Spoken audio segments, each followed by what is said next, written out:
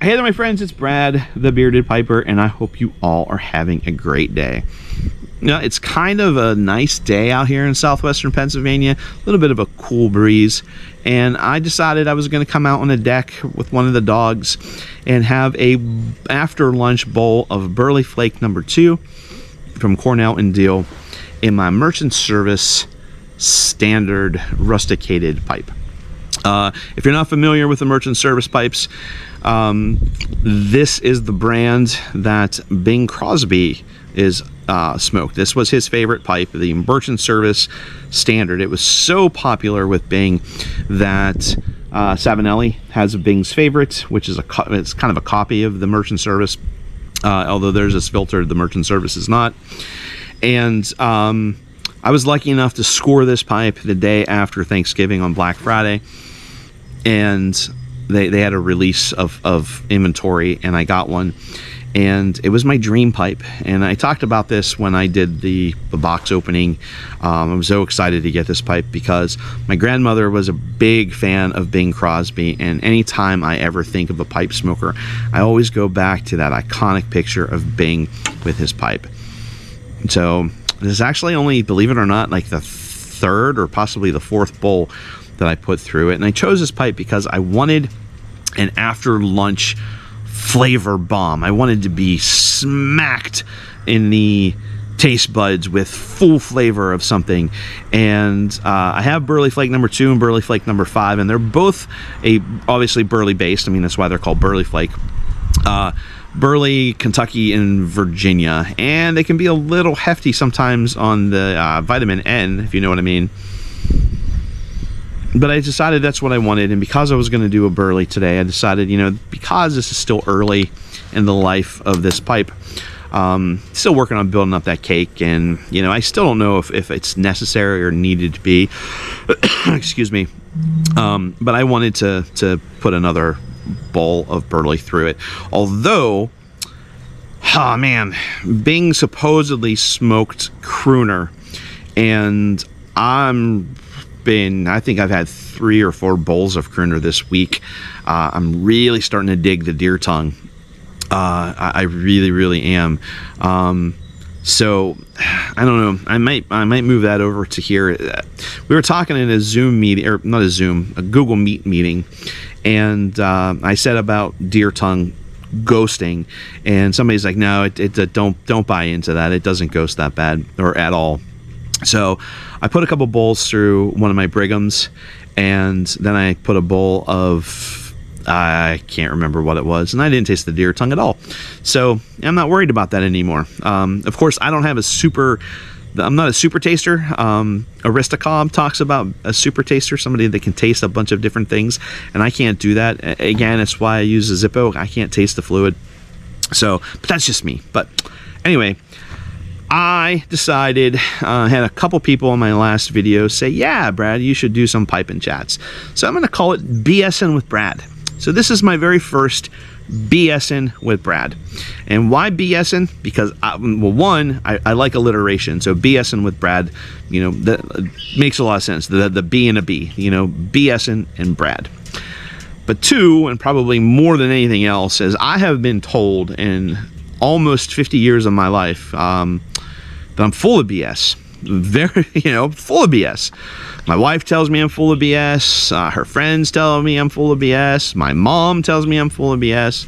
And in all actuality, I'm kind of quick-witted, kind of quick on my feet. You know, I was a sales rep for almost 24 years, and it kind of comes with the territory. But I like to have fun, and I like to enjoy life and things like that. So I decided for my very first BSing with Brad that I was going to tell you a story from my past. And then I started thinking that all stories are from the past, but that's not true. There's a lot of stories that are set in the future. You know, Star Trek is a story, and it's set in the future. So I decided to come out here and do a video and tell you a little bit about, or not tell you a little bit, just tell you a story of something that happened to me back in the day.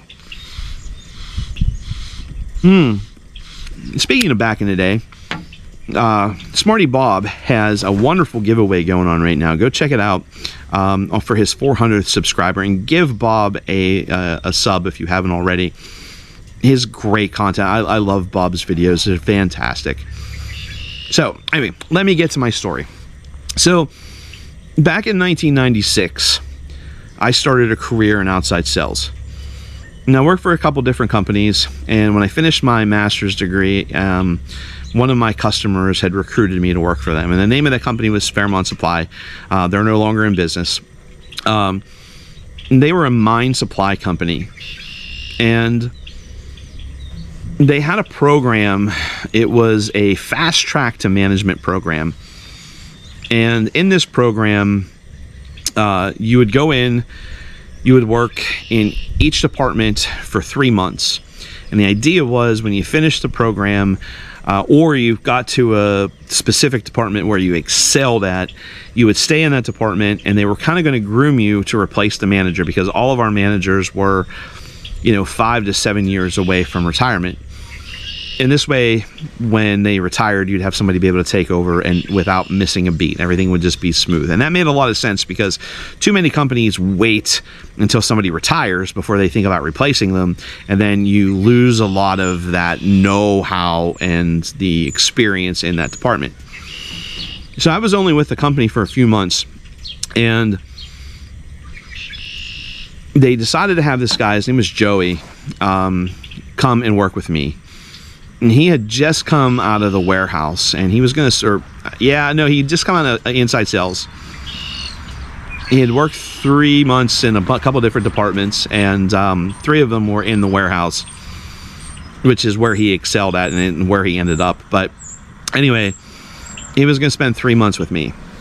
And we were, it was like every day I'd pick him up, and we would go out to my sales territory.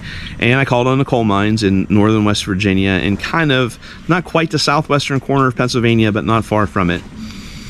And you got to keep in mind that the coal mines, everything's kind of scattered and far apart from each other. Originally what would happen is a little bit of history of or how coal mines work. They would drop a shaft, and that's where the guys would go underground and mine the coal. But that's also where the coal would come up out of the grounds. They would have a warehouse there.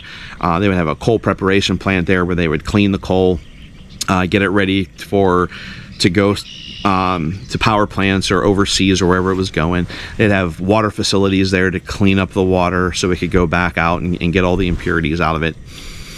And then after so many years, what would happen is when guys would go underground, they had mined so far away from where they were going underground that it would be an hour, hour and a half, 2 hours on a rail car. They called it a man trip. They would go underground, get on a man trip, ride for an hour and a half or 2 hours. They would work, and then they would have to ride for an hour and a half or 2 hours back. So you figure, even if it was an hour and a half, that means 3 hours out of an 8-hour shift was just commuting back and forth underground, and they were paid for all of that. So eventually it would become more cost effective for them to move where the guys go underground to someplace else, and they call that a portal. And when they would move that portal, driving there could be 35, 40 minutes or longer to get from the warehouse to the portal. But from where I'd pick Joey up to our first stop was usually at least an hour to get there. So we were going one day, and he used to ask me the strangest questions. And he actually admitted to it one time that he would think of questions. He was working on building a house. And while he was working on his house in the evenings, he would think of questions to ask me to try to tick me off, right? To try to get my dander grab, the cackles going. I don't know if that's a phrase or not, but it is now. And we were driving, and we were going down Route 79 in Pennsylvania. And we had just crossed into the West Virginia border, and there's a big sign that says, "Welcome to West Virginia." And he looks at me, and he says, "Why do they call it West Virginia? You have North Carolina, North Dakota. Why is it why is it West Virginia, not North Virginia?" I'm like, "Well, it's west of Virginia. That's why it's west of Virginia." And he said, "No, it's west of Maryland." So now keep in mind, if you look at a map let me set the pipe down here, and I'm gonna describe it here. If you look at a map, Pennsylvania is on a corner. Okay, so this part of the corner is West Virginia. It's the panhandle of West Virginia, and then West Virginia kind of comes down like this. But on this side of West Virginia, there's a panhandle of Maryland, which goes out, and then it kind of comes down along the side. But Virginia starts here and goes all the way along West Virginia, right? That's why it's West Virginia, because it's west of Virginia. But in Joey's mind, where we were geographically, we were west of Maryland, not west of Virginia. So I'm like, Joey, it's west of Virginia, you know, it's west of Maryland too, but it's more west of Virginia. The bigger part of the border is west of Virginia, and it's seceded. I'm seceded. Yeah, I struggle with that word, from Virginia, right? And because they had different political philosophies or economic philosophies right around the time of the Civil War. So he goes, no. So I had a gazetteer, and for you young guys, if you don't know what a gazetteer is, it's a book that was a map. GPSs were coming out, more and more of the Garmin GPSs were coming out. But I mean, I was really fancy back then. I had a phone that actually, if you slid it up, there was a keypad underneath it. It was before we had smartphones, and shortly after that I got a BlackBerry, which was a big deal, and then we got iPhones. But so he pulls the gazetteer out and he goes, yeah, I guess it is north of Virginia, but it's more northwest. Why didn't they call it Northwest Virginia? So BS Brad says they did. They originally called it Northwestern Virginia. But back during the Civil War, now keep in mind, this is BS. So, don't correct my history here, because it's just all BS. Back during the Civil War, I told him the only way to communicate long distance was with Morse code, right? The telegraph.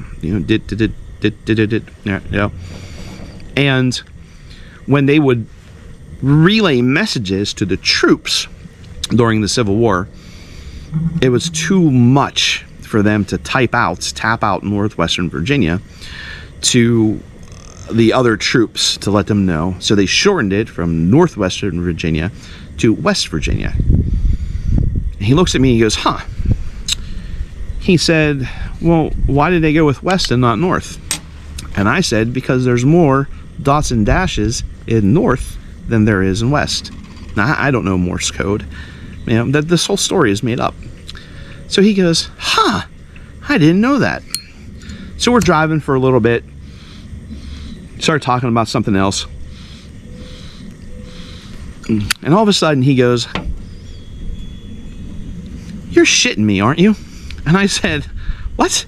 He goes, how about the Northwestern Virginia? I'm like, yeah, Joey. I'm like, I completely made that up. I'm like, I don't know why they called it West Virginia and not North Virginia. But in my opinion, it's probably because it's west of Virginia.